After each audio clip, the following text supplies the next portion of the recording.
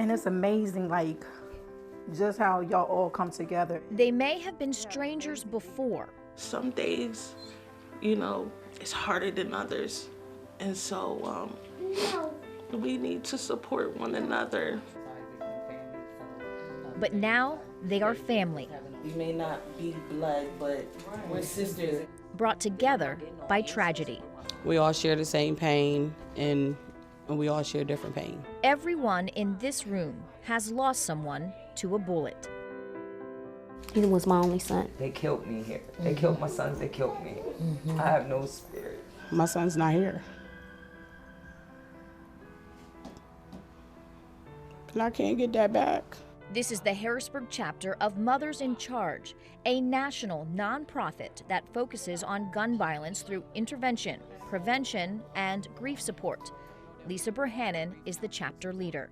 I lost my son. His name is Daryl Lamar Evans Jr. Instead of me being angry and mad and hurt, even though it does come, I wanted to redirect it into helping other mothers and families. When Harrisburg police are called to a deadly shooting, this group is part of the first response team. We are there on the scene to mostly be there for the families to help them at the time through their grief. Lisa was there for Cheryl twice. I lost 2 in 8 months. I don't know what to say. I don't know how to deal with it. That's what you're saying. That's right. Senseless murders. I used to see my boys every day, to no days, to this. This is what I gotta wear now. Your child can be brought up in a good home and they can be taught morals and values and how to love. But then once they get into that society, it's an addiction. It sucks and draws them in. So then they have to feel like they have to own up to this image to survive. So they are trying to make a change. More programs for youth. They got to have more jobs, more, just more programming altogether to give the kids something to do. They got nothing. They don't. No. Nothing but these streets Right. corners. And sometimes their fight takes them to the Capitol. As far as gun laws and universal background check, we do support it. Am I going to try to ban for them to not have a gun? No, but if it ends up in the wrong hands, senseless crimes, senseless homicides, senseless death, then yes, I'm against it. And so is Dorothy Johnson Spite.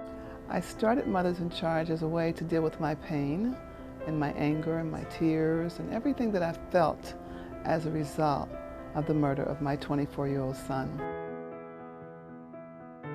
Kalik Johnson was murdered in Philadelphia in 2001, shot 7 times by his neighbor over a parking spot. His killer sentenced to life. But what we learned in the trial was that the girlfriend purchased a gun for him.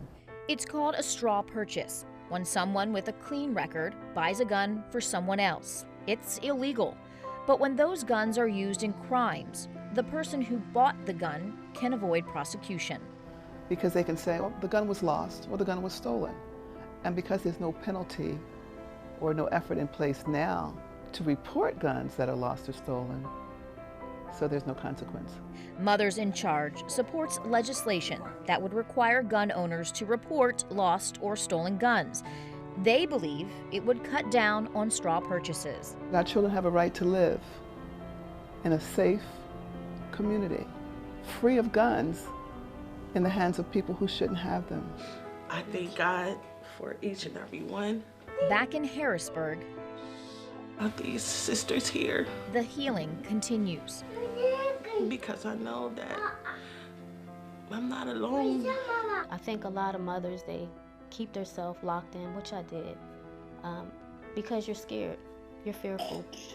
You're fearful of being judged. You're fearful of